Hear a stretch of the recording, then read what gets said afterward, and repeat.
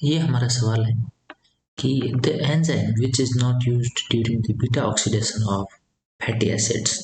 Okay, तो fatty acid के beta oxidation में कौन सा एंजाइम इनमें से इन्वॉल्व नहीं है, वो देखना है हमें, जो नहीं वाला है। ओके, तो ये अलग अलग 4 एंजाइम दिए गए हैं।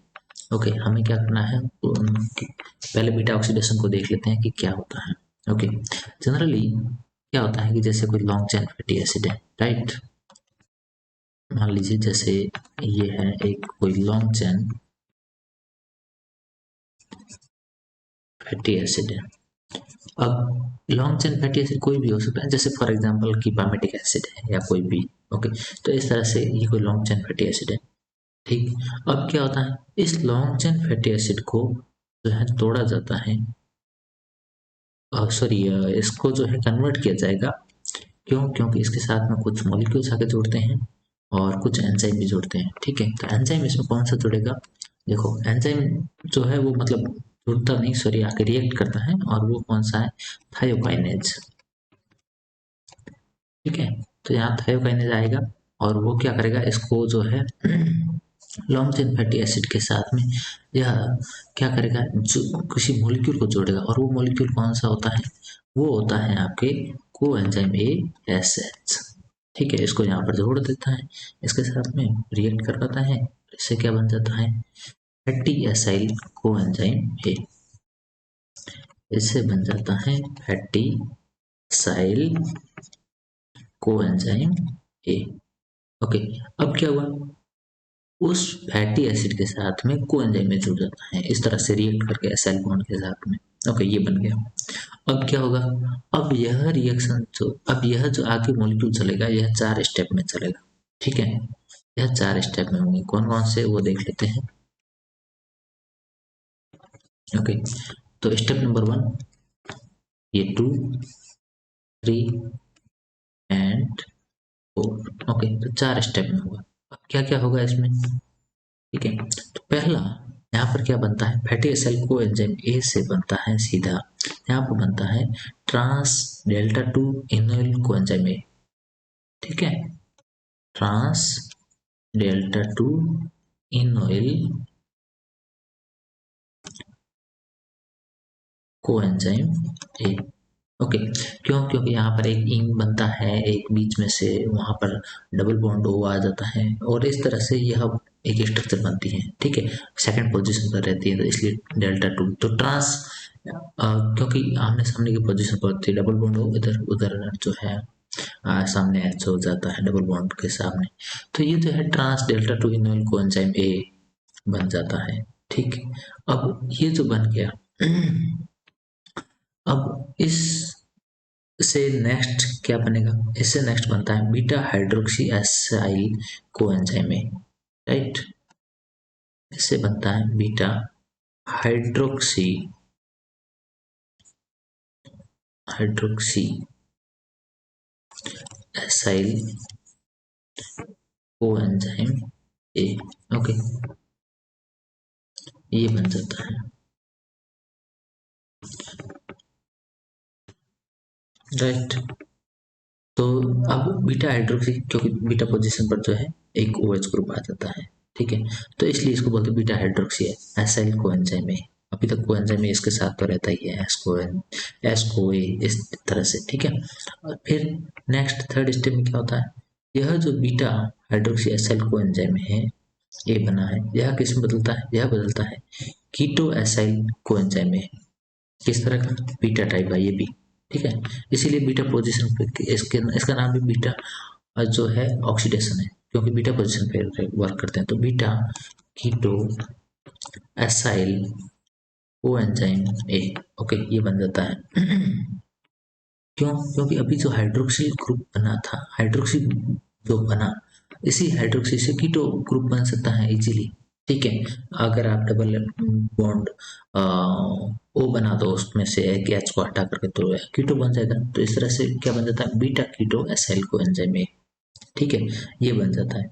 अब इसके बाद में फिर नेक्स्ट क्या होता है, जब ये बन गया तो यहाँ पर अब क्या होता है, दो चीजें बन जाती हैं। एक तो क्या होता है, अगर जैसे बड़ा मॉलिक्यूल है, जैसे फॉर एग्जांपल जैसे हमने कहा कि लॉन्ग चेन फैटी एसिड है, तो अब यहाँ तक आते आते क्या होता है, इसमें से टूट करके एक मॉलिक्यूल जो है वो अलग हो जाता है, ठीक है, और दूसरा अलग रहता है। अब यहाँ पर कौन अलग होता है, यहाँ जो है एक बन जाता है एसिटिल कोएंजाइम ए, ठीक है, एसिटिल कोएंजाइम ए। अब ये कितने कार्बन का होता है, यह होता है 2 कार्बन का। इसका मतलब बाकी के कार्बन कहाँ गए, ठीक है, तो वो बाकी कार्बन यहीं पर है, ठीक है, तो वो उसका एक अलग ग्रुप बन गया, ठीक, तो उसको बोलते हैं हम फैटी एसिड कोएंजाइम ए, ठीक है। अब ये क्या है, इसको मैं यहाँ पर लिख रहा हूँ फैटी एसिड कोएंजाइम ए। अब ये कौन सा है, जैसे मान लीजिए यहाँ पर 16 कार्बन का था, तो यहाँ पर कितने का बन गया 14 का, इस तरह से, ठीक है, तो अब ये बच गया, ठीक है, तो ये कोएंजाइम ये बच जाता है।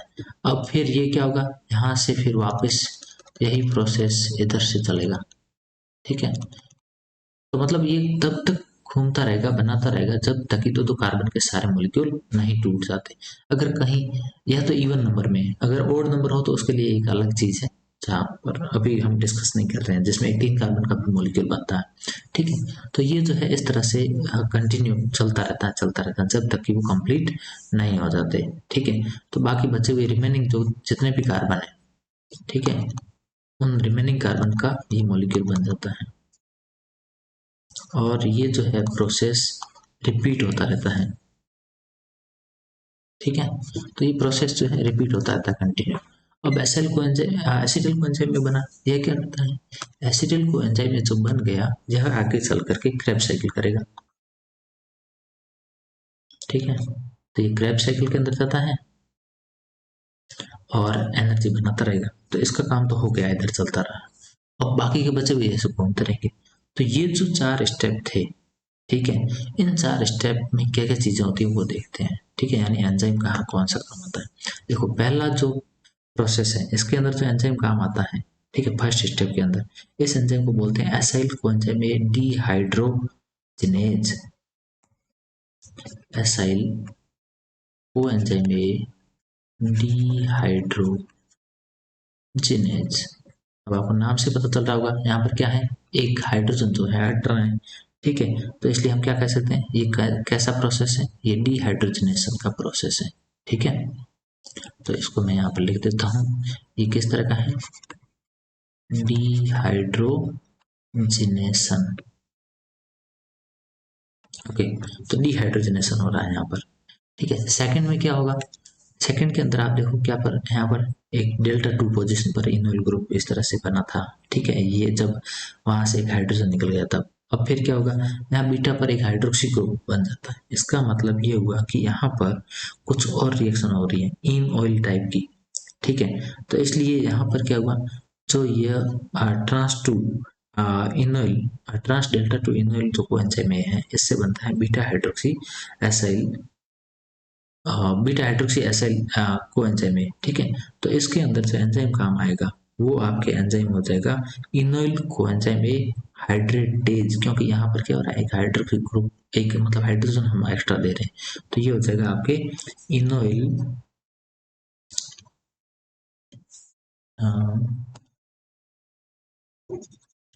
ओके, तो ये है आपके इनोइल हाइड्रेटेज, इनोइल हाइड्रेटेज। अब इनोइल हाइड्रेटेज जो यहाँ पर है ये क्या कर रहा है, इसी मॉलिक्यूल पर हाइड्रोजन दे रहा है और इसी कार्बन पर हाइड्रोजन दे रहा है, ठीक है, तो इसलिए बन जाता है बीटा हाइड्रोक्सी एसाइल कोएंजाइम। अब इस रिएक्शन के अंदर क्या हुआ, एक हाइड्रोजन दिया, इट मींस ये क्या है, हाइड्रेशन। तो पहला प्रोसेस, पहला स्टेप क्या था, डी का डिहाइड्रोजनेशन, सेकंड में वापस क्या हो रहा है, हाइड्रेशन, ओके, थर्ड स्टेप, ठीक है, थर्ड स्टेप में क्या हो रहा है, beta hydroxy acyl, beta hydroxy acetyl coenzyme है, राइट, तो बीटा हाइड्रोक्सी एसिटाइल कोएंजाइम जो है यह किस में बदलता है, यह आगे चलकर बनता है बीटा कीटो एसाइल कोएंजाइम में, क्योंकि यहाँ पर क्या होता है, एक कीटो ग्रुप में बदल दिया, उस हाइड्रोक्सी में से हमने H को हटा करके डबल बॉन्ड O कर देते हैं अगर दोनों तरफ से, तो क्या हो जाएगा, double bond O carbon double bond O इस तरह से बन जाएगा, तो बीटा कीटो इस तरह का ग्रुप बन जाएगा, है ना। तो बीटा कीटो ग्रुप बन जाएगा।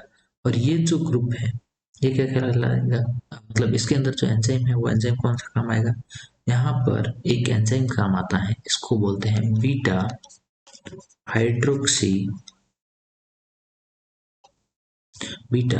हाइड्रोक्सी एसाइल, क्योंकि एसाइल पर काम कर रहा है, वो एंजाइम ए साथ में है और क्या कर रहा है, हाइड्रोजन हटा रहा है, इसलिए डीहाइड्रोजिनेज। ओके, तो क्या हो जाएगा, बीटा हाइड्रोक्सी एसाइल को एंजाइम है, ये तो पूरा इसी के बेस पर नाम है। उसके साथ में क्या किया, डी हाइड्रोजन हटाया तो बस डीहाइड्रोजनेज इसके नाम के साथ में ये लगा लो। ठीक है, तो ये हो गया डीहाइड्रोजनेज। इसका मतलब यहाँ पर कौन सा प्रोसेस हुआ है, यहाँ पर वापस से कौन सा हुआ, डीहाइड्रोजनेशन हुआ, डीहाइड्रोजनेशन।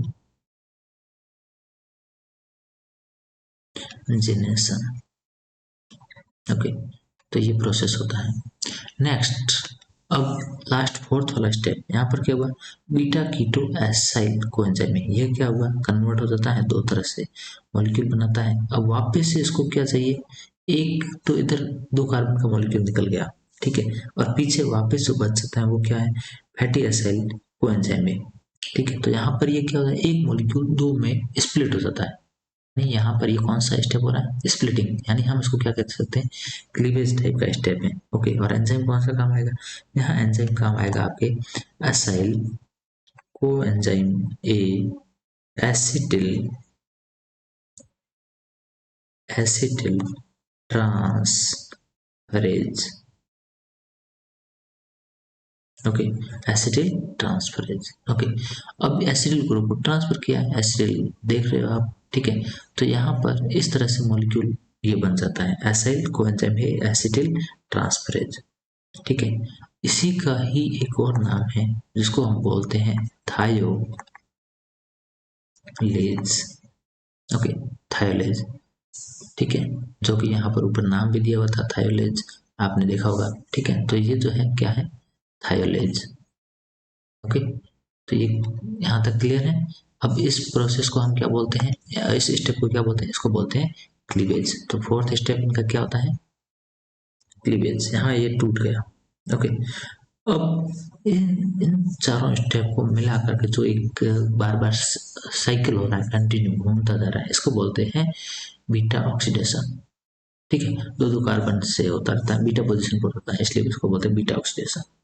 ठीक है, तो ये जो है एक कंप्लीट हमने पढ़ा है, ठीक है, प्रोसेस। अब चलिए देखते हैं ऑप्शन क्या क्या है। ऑप्शन इसके अंदर है एसिटिल कोएंजाइम में डी कार्बोक्सिलेज। अब यहाँ पर एसिटिल दिया है, एसाइल वो एक ही बात है, कंफ्यूज होने की जरूरत नहीं है। ठीक है, तो एसिटिल कोएंजाइम में डी कार्बोक्सिलेज है क्या, नहीं, ऐसा नहीं है। वैसे भी ये 2 कार्बन का है तो इसलिए डी कार्बोक्सिलेज नहीं हो सकता, तो गलत है। थायोलेज, थायोलेज बिल्कुल है, जो लास्ट वाले फोर्थ स्टेप में हमने पढ़ा था। इनोइल कोएंजाइम में हाइड्रेटेज बिल्कुल है, इसको भी हमने पढ़ा है। इसको हमने कहाँ पर पढ़ा है, इसको हमने सेकंड स्टेप में पढ़ा है। ठीक है, और बीटा हाइड्रोक्सी एसिटिल कोएंजाइम में डीहाइड्रोजनेज बिल्कुल है, इसको हमने थर्ड स्टेप में पढ़ा है। ठीक है, तो टोटल ये सारे ही जो है आंसर सही है, सॉरी बाकी के सारे आंसर सही है, एक आंसर गलत है, और वो कौन सा है, फर्स्ट वाला एसिटिल कोएंजाइम डी कार्बोक्सिलेज। तो इसका आंसर क्या हो जाएगा, एसिटिल कोएंजाइम डी कार्बोक्सिलेज, यानी आंसर नंबर फर्स्ट।